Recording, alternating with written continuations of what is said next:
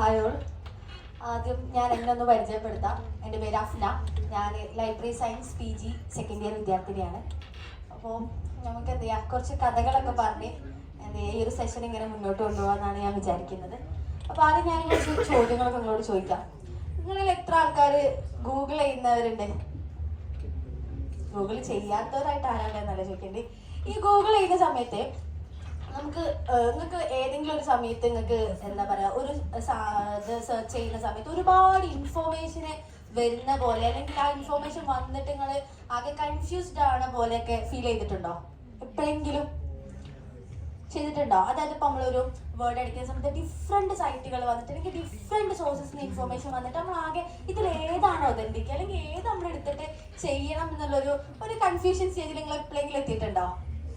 അല്ലേ? യെസ്, അതാണ് ശരിക്കും പറഞ്ഞാൽ ഇന്നത്തെ ഒരു റിയാലിറ്റി എന്ന് പറയുന്നത്. അത്തരത്തിലുള്ളൊരു ഇൻഫോർമേഷൻ്റെ ഒരു എന്താ പറയുക, ഒരുപാട് ഇൻഫോർമേഷൻ വരുന്നതിന് നമ്മൾ പറയുന്ന ഒരു വേർഡാണ് ഇൻഫോർമേഷൻ എക്സ്പ്ലോഷൻ എന്നും ഇൻഫോർമേഷൻ ഓവർലോഡ് എന്നും അല്ലെങ്കിൽ അബണ്ടൻസ് ഓഫ് ഇൻഫോർമേഷൻ എന്നുള്ളതും. ഇപ്പം നിങ്ങൾ കേട്ടൊരു കാര്യമായിരിക്കും.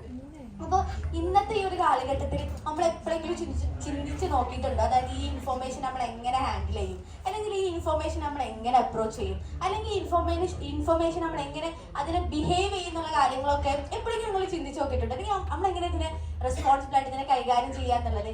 പക്ഷേ ഈ ഒരു 90 വർഷങ്ങൾക്ക് മുന്നേ ഇതിനെക്കുറിച്ച് ആലോചിച്ച് ഇതിനെക്കുറിച്ച് ചിന്തിച്ച ഒരു മനുഷ്യനുണ്ടായിരുന്നു. അയാളാണ് ഡോക്ടർ SR രംഗനാഥൻ. ലൈബ്രറി സയൻസിലെ ആൾക്കാർ ഞങ്ങള് രംഗണ്ണനാണ് ആക്ച്വലി ഇത്. കാരണം എന്താ വെച്ചാൽ അത്രയും എന്താ പറയാ, ലൈബ്രറി സയൻസ് അല്ലെങ്കിൽ ലൈബ്രറി മൂവ്മെന്റ്സുകൾ അത്രയും കോൺട്രിബ്യൂഷൻസ് ഒക്കെ നടത്തിയ ഒരു മനുഷ്യനാണ് ഡോക്ടർ SR രംഗനാഥൻ. അദ്ദേഹമാണ് father of library science in India എന്ന് അറിയപ്പെടുന്നത്. അപ്പോൾ ഇദ്ദേഹമാണ് ശരിക്കും ഒരു 5 laws ഓഫ് ലൈബ്രറി സയൻസ് എന്ന് പറഞ്ഞിട്ടുള്ള ഒരു ലോ ക്രിയേറ്റ് ചെയ്തത്. ബുക്കുകൾക്ക് വേണ്ടിയിട്ടും അതുപോലെ തന്നെ ലൈബ്രറിയിലുള്ള സ്റ്റാഫുകൾക്ക് വേണ്ടിയിട്ടുള്ള ഒരു ലോ ഇദ്ദേഹമാണ് ക്രിയേറ്റ് ചെയ്തത്. അപ്പൊ ഞാനിന്ന് സംസാരിക്കുന്നത് ആക്ച്വലി അതുമായിട്ട് റിലേറ്റ് ചെയ്തിട്ടില്ല. ആ ഒരു ലോനെ ഞാൻ എന്ത് ചെയ്തിട്ട് റീകൺസ്ട്രക്ട് ചെയ്തിട്ട് നമ്മൾ യൂസേഴ്സ് ആണല്ലോ, നമ്മൾ സ്റ്റുഡൻസ് ആണ്, നമ്മൾ അസൈൻമെന്റിന് വേണ്ടിയിട്ടും അതുപോലെ തന്നെ ഡെസർട്ടേഷന് വേണ്ടിയിട്ടും അതുപോലെ തന്നെ നമ്മൾ റെഫർ ചെയ്യാൻ വേണ്ടിയിട്ടും ക്ലാസ്സിൽ സെമിനാർ എടുക്കാൻ വേണ്ടിയിട്ടും ഒക്കെ നമ്മൾ എന്താ ചെയ്യുന്നുണ്ട്, ഇന്ന് നമ്മൾ ഓരോ ഇൻഫോർമേഷൻ നമ്മൾ സെർച്ച് ചെയ്യുന്നുണ്ടല്ലോ. അപ്പൊ നമ്മൾ അതിനെ എങ്ങനെ ബിഹേവ് ചെയ്യണം, എങ്ങനെ അതിനെ ഡീൽ ചെയ്യണം, എങ്ങനെ അതിനെ കൈകാര്യം ചെയ്യണം എന്നുള്ള കാര്യങ്ങളൊക്കെയാണ് ഇന്ന് പറയാൻ പോണത്. ഓക്കെ, അപ്പൊ ആദ്യം ചെറിയൊരു സ്റ്റോറി തന്നെ തുടങ്ങാം.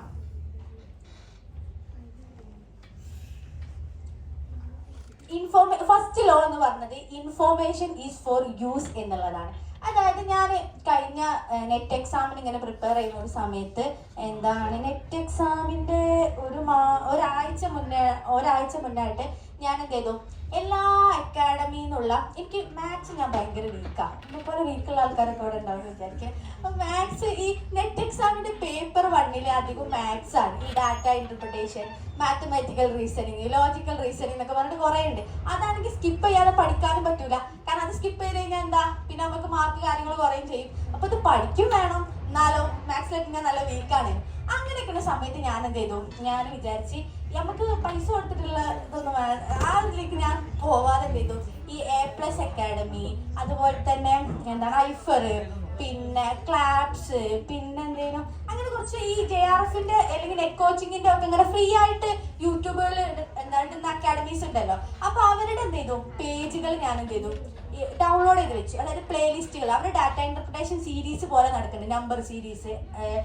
ഡാറ്റ ഇന്റർപ്രിട്ടേഷൻ ആണെങ്കിൽ പൈ ഡയഗ്രാം എന്നൊക്കെ പറഞ്ഞിട്ട് ഓരിങ്ങനെ കുറേ സീരീസ് വെക്കുന്നുണ്ട്. അപ്പൊ ഞാനത് ഡൗൺലോഡ് ചെയ്ത്, പിന്നെ അതുപോലെ തന്നെ മാത്സ് ആണെങ്കിൽ ആവറേജ്, സ്പീഡ്, പിന്നെന്താ അങ്ങനെ തുടങ്ങിയിട്ട് എനിക്കറിയാത്ത കുറേ, എനിക്കൊന്നും അറിയില്ല മാത്സ്, എന്നാലും അതിലറിയാത്ത കുറച്ച് ഭാഗങ്ങൾ എന്ത് ചെയ്തു ഞാൻ ഡൗൺലോഡ് ചെയ്തിട്ട്, അതേപോലെ തന്നെ ഇങ്ങനെ എനിക്കറിയാത്ത കുറേ പ്ലേലിസ്റ്റ് എന്ത് ചെയ്തു ഞാൻ ഡൗൺലോഡ് ചെയ്ത് ഒക്കെ ഞാൻ സൂക്ഷിച്ചു വെച്ചു.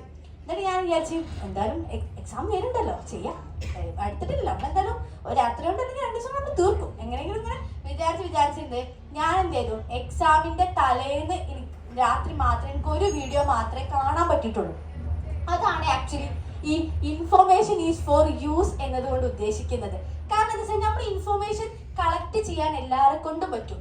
ആർക്കപ്പോ നെറ്റ് ഉണ്ടെങ്കിൽ ഡൗൺലോഡ് ചെയ്യാൻ ഇപ്പൊ എല്ലാവരെ കൊണ്ടും പറ്റൂലേ പ്ലേലിസ്റ്റ് ഒക്കെ. പക്ഷെ അതെങ്ങനെ നമ്മൾ യൂസ് ചെയ്യണം എന്നുള്ള കാര്യം. ഇപ്പൊ നമ്മളൊക്കെ അങ്ങനെ തന്നെ എക്സാമിന്റെ തലേന്ന് നമ്മളെല്ലാ നോട്ട്സും കാര്യങ്ങളൊക്കെ ആയിട്ട് കുറച്ച് ദിവസം മുന്നേ ഒക്കെ നമ്മൾ എന്ത് ചെയ്യും, കംപ്ലീറ്റ് വാങ്ങിക്കും. പക്ഷെ നമ്മളെന്താണ് എക്സാമിന്റെ ഒരു ദിവസം മുന്നേ ചിലപ്പോൾ ഒന്ന് എടുത്ത് നോക്കാം, അത് യൂസ് ചെയ്യും. അപ്പൊ നമുക്കത് അറിയാത്ത പ്രശ്നമാണ്, എങ്ങനെ അതിനെ കൈകാര്യം ചെയ്യണം, അല്ലെങ്കിൽ എങ്ങനെ അതിന് ബുദ്ധിപരമായിക്കൊണ്ട് എങ്ങനെ ആ ഇൻഫർമേഷൻ യൂസ് ചെയ്യണം എന്നുള്ളതാണ് ഫസ്റ്റ് ലോ പറയുന്നത്. അപ്പൊ പറയാനുള്ള ഒന്നാമത്തെ ലോ കൊണ്ട് പറയാനുള്ള എന്താ വെച്ചാൽ, ഇൻഫർമേഷൻ നിങ്ങൾ കളക്ട് ചെയ്യാൻ എല്ലാവരെ കൊണ്ട് പറ്റും. പക്ഷെ നിങ്ങൾ എന്താ ചെയ്യണ്ടേ, ആ ഇൻഫർമേഷൻ നല്ല രീതിക്ക് യൂസ് ചെയ്യുക എന്നുള്ളതാണ് ഫസ്റ്റ് ലോ എന്ന് പറയുന്നത്. ഇനി രണ്ടാമത്തെ ഒരു സ്റ്റോറി പറയുന്നത്, സ്റ്റോറി നമ്പർ 2. ഇത് സെക്കൻഡ് ലോ എന്ന് പറയുന്നത് എവ്രി യൂസ് ദെയർ ഇൻഫർമേഷൻ എന്നുള്ളതാണ്. അതായത് ഞാനിങ്ങനെ ലൈബ്രറിയിൽ ഇങ്ങനെ പോകുന്ന സമയത്ത്, ആ സമയം ലൈബ്രറി ഭയങ്കര റഷ് ആയിട്ടുണ്ടായിരുന്നു കേട്ടോ. അപ്പം എക്സാമിൻ്റെ ഒരു സമയം തോന്നുന്നു, നമ്മൾ ലൈബ്രറിയിലുണ്ട് എല്ലായിടത്തും സീറ്റ് ഫില്ലായിക്കണേ. പക്ഷേ ഒരു ടേബിളിൽ 3 ചെയർ ഇട്ടണേ, അതിലൊരു ചെയർ മാത്രമാണ് അവിടെ കാലിയായി കിടക്കണേ. അപ്പോൾ 2 ചെയറിലുണ്ട് ഒരാളും ഗിറ്റാറിൻ്റെ ക്ലാസ് കാണുന്നുണ്ട്, എങ്ങനെ അത് പ്ലേ ചെയ്യേണ്ടി എന്നുള്ളത്. ഒരാൾ എക്കണോമിക്സിൻ്റെ ടെക്സ്റ്റ് ബുക്ക്, എക്കണോമിക്സിൻ്റെ ക്ലാസ് അവിടെ നിന്ന് ഇതിൽ കാണുന്നുണ്ട്, അതിൻ്റെ കൂടെ തന്നെ എക്കണോമിക്സിൻ്റെ ഒരു റെഫറൻസ് എടുത്ത് വായിക്കുന്നുണ്ട്. ആ സമയത്ത് ഞാൻ ഇങ്ങനെ ആലോചിച്ച്, അതായത് ഇൻഫർമേഷൻ നീഡാണ് 2 പേർക്ക്. അതാണ് ആക്ച്വലി ഈ ഒരു ലോ കൊണ്ട് ഉദ്ദേശിക്കുന്നത്. ഇപ്പൊ നമ്മള് റെസ്റ്റോറൻറ്റ് പോകുമ്പോൾ എനിക്ക് ഒരു ബിരിയാണി ഒക്കെ വേണ്ടി വരാം, ഇതിന്റെ കൂടെ എടുക്കുന്നവർക്ക് ഐസ്ക്രീം ഒക്കെ വേണ്ടി വരാം. അപ്പൊ ഇൻഫർമേഷൻ നീഡ് 2 തരാണ്. പക്ഷെ എന്ന് വിചാരിച്ചിട്ട് ആ ഇൻഫർമേഷൻ നീഡ് വാലിഡ് അല്ല, അല്ലെങ്കിൽ അത് വാല്യുബിൾ അല്ല എന്ന് നമുക്ക് പറയാൻ പറ്റൂലല്ലോ. അതാണ് ആക്ച്വലി ഈ രണ്ടാമത്തെ ലോ കൊണ്ട് ഉദ്ദേശിക്കുന്നത്. എല്ലാ യൂസേഴ്സിനും അല്ലെങ്കിൽ നമ്മളെപ്പോഴത്തെ എല്ലാ സ്റ്റുഡൻസിനും ഇൻഫർമേഷൻ നീഡ് യുണീക്ക് ആയിട്ടാണ്. ഇപ്പൊ ഡോക്ടർ ഇൻഫർമേഷൻ എടുക്കുന്ന പോലെയല്ല ഒരു ടീച്ചർ എടുക്കുന്നത്, ഒരു ടീച്ചർ ഇൻഫർമേഷൻ എടുക്കുന്ന പോലെയല്ല ഒരു സ്റ്റുഡന്റ് ഇൻഫർമേഷൻ എടുക്കുന്നത്, ഒരു സ്റ്റുഡന്റ് ഇൻഫർമേഷൻ എടുക്കുന്ന പോലെയല്ല മറ്റു പ്രൊഫഷണൽ ആളുകൾ എടുക്കുന്നത്. അപ്പൊ ഇതൊക്കെ ഡിഫറെന്റ് ആണ് എന്നുള്ളതാണ് ഈ ഒരു ലോ പറയുന്നത്. അപ്പൊ എല്ലാ യുണീക്ക് നീഡ്സ്, ഓരോ മനുഷ്യർക്കും ഇൻഫർമേഷൻ നീഡ് യുണീക്ക് ആണ് എന്നുള്ളതാണ് ഈ ഒരു ലോ കൊണ്ട് മനസ്സിലാക്കേണ്ടത്.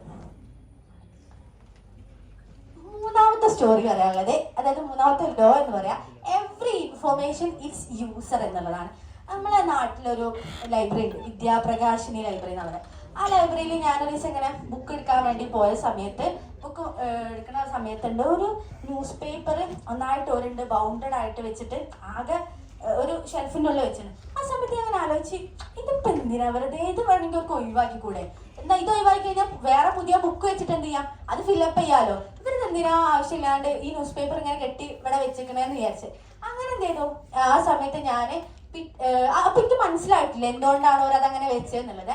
പിന്നെ ഞാൻ ഈ ബുക്ക് കൊടുക്കാൻ വേണ്ടി നിൽക്കുന്ന സമയത്തുണ്ട് ഒരാള് വന്നിട്ട് അതിങ്ങനെ റെഫർ ചെയ്യണത്. അപ്പൊ ഞാൻ ചോദിച്ചു ആ ലൈബ്രറിനോട്, ഇതിന്റെ പർപ്പസ് എന്താ വെച്ചപ്പോൾ അവർ പറയുന്നത് വെച്ചാൽ, ഈ ന്യൂസ് പേപ്പറിനുള്ള ആർട്ടിക്കിളും അതുപോലെ തന്നെ ഇതിന്റെ ന്യൂസും കാര്യങ്ങളും ഒക്കെ എടുക്കാനും ആളുകൾ അവിടെ എന്നും വരാറുണ്ടെന്ന്.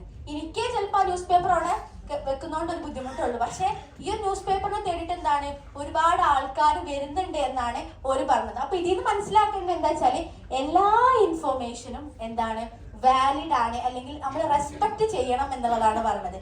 എനിക്ക് ആ ഇൻഫർമേഷൻ വേണ്ട, അല്ലെങ്കിൽ എനിക്ക് ആ ന്യൂസ് പേപ്പർ വേണ്ട എന്ന് വിചാരിച്ചിട്ട് ബാക്കി അത് മോശമാണെന്ന് നമുക്ക് പറയാൻ പറ്റുമോ? ഒരിക്കലും ഇല്ലല്ലോ. പക്ഷെ ഓരോരുത്തർക്കും ഓരോ ഇൻഫർമേഷൻ നീഡാണ്. ആ ഇൻഫർമേഷൻ നീഡ് എന്ത് ചെയ്യുക, നമ്മൾ റെസ്പെക്ട് ചെയ്യുക എന്നുള്ളതാണ് എവ്രി ഇൻഫർമേഷൻ ഇറ്റ്സ് യൂസർ എന്നുള്ളത്. ആ ഇൻഫർമേഷൻ നമ്മൾ എന്ത് ചെയ്യുക, റെസ്പെക്ട് ചെയ്യുക. നീഡ് പല രീതിക്ക് വെക്കും. ഇപ്പൊ നമ്മള് ന്യൂസ് പേപ്പറിന്റെ കേസ് പറയാം, ചിലർക്ക് ഇപ്പൊ ലൈബ്രറിന്റെ കേസ് പറയുകയാണെങ്കിൽ ചിലർക്ക് വേണ്ടി ഒരു ബുക്ക് ആയിരിക്കും, ചിലർക്ക് വേണ്ടി ബുക്ക് തന്നെ ഫിക്ഷൻ ആയിരിക്കും. അങ്ങനെ ഡിഫറെന്റ് കാറ്റഗറി ഉണ്ട്. അപ്പൊ നമ്മൾ എടുക്കാത്ത മെറ്റീരിയൽസ് അത് വാല്യുബിൾ അല്ല, അല്ലെങ്കിൽ അത് മോശമാണെന്ന് ഒരിക്കലും നമ്മൾ പറയാൻ പാടില്ലല്ലോ. അത് ബാക്കിയുള്ളവർക്ക് എന്തായിരിക്കും, ചിലപ്പം അത് യൂസ്ഫുൾ ആയൊരു റിസോഴ്സ് ആയിരിക്കും എന്നുള്ളതാണ് മൂന്നാമത്തെ ലോ പറയുന്നത്. ഇനി നാലാമത്തെ ലോ എന്ന് പറയുന്നത് save the time of the user എന്നുള്ളതാണ്. ഇതുകൊണ്ട് ഉദ്ദേശിക്കുന്നത് എന്താ വെച്ചാൽ, നമ്മൾ ശരിക്കും നമ്മളെപ്പോഴും നമ്മളെ സമയത്തെ കുറിച്ച് ബോധവാന്മാരാണോ?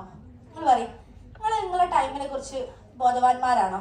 അല്ലെങ്കിൽ നമ്മൾ എത്ര റീൽസ് കണ്ടിട്ട്, ഇപ്പൊ ചില സമയത്തൊക്കെ നമ്മളുണ്ടാവും ഒരു പുസ്തകമൊക്കെ എടുത്ത് വെച്ചിട്ട് ലാപ്ടോപ്പും അതുപോലെ തന്നെ ഞാൻ ചിലപ്പോൾ അങ്ങനെ ഉണ്ടാവും, ലാപ്ടോപ്പും അതേപോലെ തന്നെ ബുക്കും എല്ലാം എടുത്ത് വെച്ച് ഞാൻ എനിക്കൊരു 10 മിനിറ്റ് കഴിഞ്ഞിട്ടല്ലോ പഠിക്കാം. എന്നിട്ട് ഞാൻ റീൽസ് തോണ്ടി 1/2 മണിക്കൂർ 3/4 മണിക്കൂർ കഴിയുമ്പോൾ പെട്ടെന്ന് ഞാൻ കോൺഷ്യസ് ആവുക, ഞാൻ അത് പഠിക്കാനുള്ളതല്ല. അങ്ങനെ നമ്മളെ സമയത്തിന് പോലെ ഒരു വില കൊടുക്കാത്തൊരു കാലഘട്ടത്തിലാണ് നമ്മൾ ജീവിക്കുന്നത്. ഈ save the time of the user എന്നതുകൊണ്ട് ഉദ്ദേശിക്കുന്നത്, കഴിഞ്ഞ ദിവസം ഞാനൊരു സെമിനാറിന് പോയി ഇവിടെ തൃശ്ശൂർ സെന്റ് അലോഷ്യസ് കോളേജിൽ, കാര്യമെന്ന് എനിക്കറിയില്ല, ലൈബ്രറി ബേസ് ആയിട്ടുള്ള ഒരു സെമിനാർ ആയിരുന്നു. ആ സമയത്ത് ആ കോളേജിൽ അങ്ങനെ അവിടെ ഇങ്ങനെ നമ്മളിങ്ങനെ ഉണ്ടാകും, പുതിയ കോളേജൊക്കെ കാണുമ്പോൾ ഇങ്ങനെ അവിടെ ഇങ്ങനെ തേറ്റിട്ട് ഇങ്ങനെ നടക്കുന്ന സമയത്തുണ്ട് 2 കുട്ടികൾ വന്നിട്ട് ഇങ്ങനെ എന്തോ ഇങ്ങനെ ഡിസ്കസ് ചെയ്യാം. അപ്പം ഞങ്ങൾ വെറുതെ അവിടെ അങ്ങനെ നിന്ന സമയത്ത് ഓരെന്താ വെച്ചാൽ ക്വസ്റ്റ്യൻ പേപ്പർ ഇങ്ങനെ വാട്സപ്പിൽ തിരഞ്ഞുകൊണ്ടിരിക്കുന്നുണ്ട്. കാരണം എക്സാം ആണ് എന്താ അറിയില്ല, ക്വസ്റ്റ്യൻ പേപ്പർ ഇങ്ങനെ തിരഞ്ഞുകൊണ്ടിരിക്കുന്നുണ്ട്. ആ സമയത്ത് വേറെ കുട്ടി വന്നിട്ട് പറഞ്ഞു, നിങ്ങൾ എന്തിനാ വെറുതെ ഇങ്ങനെ ക്വസ്റ്റ്യൻ പേപ്പർ ഒക്കെ തിരഞ്ഞെടുക്കുന്നത്? നമ്മളെ കോളേജിന്റെ ഇൻസ്റ്റിറ്റ്യൂഷൻ റെപ്പോസിറ്ററി തന്നെ അത് ഓൾറെഡി അത് ഉണ്ടല്ലോ, പിന്നെ നിങ്ങൾ എന്തിനാ വെറുതെ, കാരണം ഒരു കുറേ നേരം ഇങ്ങനെ തിരഞ്ഞുകൊണ്ടിരിക്കണേ. അപ്പൊ അതിന് ആ ഒരു എക്സാമ്പിൾ ഇവിടെ പറയാൻ കാരണം എന്ന് വെച്ചാൽ ഓർക്ക് എന്ത് ചെയ്യില്ല, അറിഞ്ഞില്ല എവിടെയാണ് കറക്റ്റ് ഇൻഫോർമേഷൻ ഉള്ളത് എന്നുള്ളത്. പലപ്പോഴും നമ്മൾ അങ്ങനെയാണ്. ഇപ്പം ഒരു കാര്യം, ഇപ്പം ലൈബ്രറിയിൽ ഒപ്പാക്ക് യൂസ് ചെയ്യാൻ അറിയാത്ത ഒരു കുട്ടി പോയിട്ട് അവിടെ പോയി സെർച്ച് ചെയ്യുന്ന സമയത്ത് ഒരുപാട് ടൈം കൺസ്യൂമിങ് ആണ് അല്ലെ. പക്ഷെ നേരെ മറിച്ച് ഒരു ഒപ്പാക്ക് അറിയുന്ന ഒരു കുട്ടി പോവാണെങ്കിലോ ടൈം സേവിങ് ആണ്. അപ്പൊ ഇന്നത്തെ കാലഘട്ടത്തിൽ നമ്മൾ ഇത്തരത്തിലുള്ള സെർച്ച് ടെക്നിക്സും അതുപോലെ തന്നെ ഇപ്പൊ സെർച്ച് ടെക്നിക്സിൽ നമുക്ക് പറയാൻ പറ്റും ഈ Boolean operators, wild card search, phrase search, ഇങ്ങനെ കുറെ സെർച്ചുകളുണ്ട്. ചിലപ്പോൾ നിങ്ങൾ ഇതൊക്കെ ആദ്യമായിട്ട് കേൾക്കുന്നവരായിരിക്കും, ഇതൊക്കെ അറിയുന്നവരുമായിരിക്കും. അപ്പൊ ഇന്നൊരു ഡിജിറ്റൽ ഏജിൽ ജീവിക്കുന്ന ആൾക്കാരാകുമ്പോൾ നമ്മൾ ശരിക്കും ഇതൊക്കെ എന്ത് ചെയ്യണം, അറിഞ്ഞിരിക്കൽ നിർബന്ധമാണെന്നുള്ളത്. കാരണം എന്നാലേ നമുക്ക് നമ്മുടെ ടൈം സേവ് ചെയ്യാൻ പറ്റുള്ളൂ. മറ്റേ നമ്മള് ഇപ്പൊ ഒരു പച്ചക്കറി കടയിൽ പോകുന്ന സമയത്ത് നമ്മൾ എന്ത് വാങ്ങണമെന്ന് നമുക്ക് അറിഞ്ഞില്ലെങ്കിൽ നമ്മളൊരു നട്ടം തിന്നടിക്കും. ചിലപ്പോൾ നമ്മൾ എന്തെങ്കിലും എടുത്തു വരും. ആ ഒരു അവസ്ഥ ഉണ്ടാവരുത്. കറക്റ്റ് നമുക്ക് എന്ത് ഇൻഫോർമേഷൻ, ഞാൻ എന്താ നോക്കാൻ പോണത്, അല്ലെങ്കിൽ എന്തിനെ കുറിച്ചാണ് എനിക്ക് അറിയേണ്ടത്, അത് എങ്ങനെ സെർച്ച് ചെയ്യണം എന്നുള്ള കാര്യമെങ്കിൽ നമുക്കൊരു ബോധം ഉണ്ടെങ്കിൽ എന്താണ്, നമുക്ക് നമ്മുടെ ടൈം സേവ് ചെയ്യാൻ പറ്റും എന്നുള്ളതാണ് 4th ലോ പറയുന്നത്.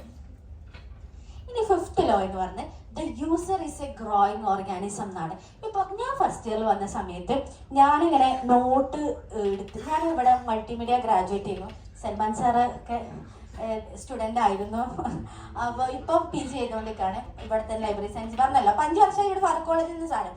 അപ്പോൾ ആ സമയത്ത് ഇപ്പോൾ ഫസ്റ്റ് ഇയർ ഞാൻ വന്ന സമയത്ത് മൾട്ടിമീഡിയ പഠിക്കുന്ന സമയത്ത് എനിക്ക് നോട്ട്സ് എന്തെങ്കിലും വേണമെങ്കിൽ ഞാൻ എന്ത് ചെയ്യും, എനിക്ക് ബേസിക് ആയിട്ടുള്ള മാം തരുന്ന നോട്ട് ചെയ്യും, ചിലപ്പോൾ ഞാൻ എന്ത് ചെയ്യാം എടുക്കാം. പക്ഷെ നേരെ മറിച്ച് ഞാനിപ്പം എന്ത് ചെയ്യുന്നുണ്ട്, ഒരു നോട്ട് റെഫർ ചെയ്യാൻ വേണ്ടിയിട്ട് നമുക്ക് നോട്ടും കാര്യങ്ങളൊന്നും ഉണ്ടാവില്ല. അപ്പം നമ്മൾ എന്തെങ്കിലും ലൈബ്രറി പോയി ബുക്കുകൾ എടുക്കുന്നുണ്ട്, ആർട്ടിക്കിൾസ് വായിക്കുന്നുണ്ട്, AI ടൂൾസ് ഉപയോഗിച്ച് അത് എക്സ്പ്ലോർ ചെയ്യുന്നുണ്ട്. അങ്ങനെ ഒരുപാട് കാര്യങ്ങളോട് എന്ത് ചെയ്യുന്നുണ്ട്, ഇപ്പം ഞാൻ റെഫർ ചെയ്യുന്നുണ്ട്. അപ്പം ഞാൻ എൻ്റെ ഒരു ഗ്രോത്തിൻ്റെ ആ ഒരു ഇതിനനുസരിച്ച് തന്നെ എന്താണ്, എൻ്റെ ഇൻഫോർമേഷനും വളർന്നു എന്നുള്ളതാണ്. അതാണ് actually the user is A growing organism എന്ന് പറയുന്നത്. നമ്മളിപ്പോൾ ചെറുപ്പത്തിൽ എങ്ങനെയാണോ ഒരു കാര്യത്തെ അപ്രോച്ച് ചെയ്തല്ലേ, അല്ലെങ്കിൽ ഒരു ഇൻഫോർമേഷൻ എങ്ങനെ അപ്രോച്ച് ചെയ്യുന്നത്, അതിൽ നിന്ന് വ്യത്യസ്തമായിരിക്കണം ആക്ച്വലി നമ്മൾ വളരുന്ന സമയത്ത്. നമ്മൾ ലൈഫിലോട്ട് ഇങ്ങനെ വളരുന്ന സമയത്ത് തന്നെ എന്ത് ചെയ്യണം, നമ്മളെ ഇൻഫോർമേഷനും എന്ത് ചെയ്യണം, വളരണം എന്നുള്ളതാണ്. അതുകൊണ്ട് വളർന്നുകൊണ്ടേയിരിക്കണം, അവിടെ ഒരു അവസാനം ഇല്ല എന്നുള്ളതാണ്. അതാണ് actually the user is A growing organism എന്ന് പറയുന്നത്. അപ്പോൾ ഞാൻ സമപ്പ് ചെയ്യാണ്. ഇപ്പൊ 5 ലോ പറഞ്ഞിട്ടുണ്ട്. അപ്പം സമപ്പ് ചെയ്യുന്ന സമയത്ത് നമുക്ക് പറയാൻ പറ്റുന്ന ഒരു കാര്യമാണ്, ഒരു ബെസ്റ്റ് യൂസർ എന്ന് പറഞ്ഞ സമയത്ത് കുറെ ഇൻഫോർമേഷൻ കളക്ട് ചെയ്യുക എന്നുള്ളതല്ല. ഇൻഫോർമേഷൻ കളക്ട് ചെയ്യാൻ എല്ലാവരെ കൊണ്ടും പറ്റും. പക്ഷെ ഒരു ബെസ്റ്റ് യൂസർ എന്ന് പറയുന്നത് എങ്ങനെ ആ ഇൻഫോർമേഷൻ ബുദ്ധിപരമായിട്ട് യൂസ് ചെയ്യണം, അല്ലെങ്കിൽ എങ്ങനെ അത് റെസ്പോൺസിബിലി ഷെയർ ചെയ്യണം, അതിനോടൊപ്പം എങ്ങനെ വളരണം എന്ന് ചിന്തിക്കുന്നവരാണ് യഥാർത്ഥത്തിൽ ഒരു ബെസ്റ്റ് യൂസർ എന്ന് പറയുന്നത്. അപ്പം എന്നെ ഇതുവരെ കേട്ട എല്ലാവർക്കും നന്ദി പറഞ്ഞുകൊണ്ട് നിർത്തുന്നു. Thank you.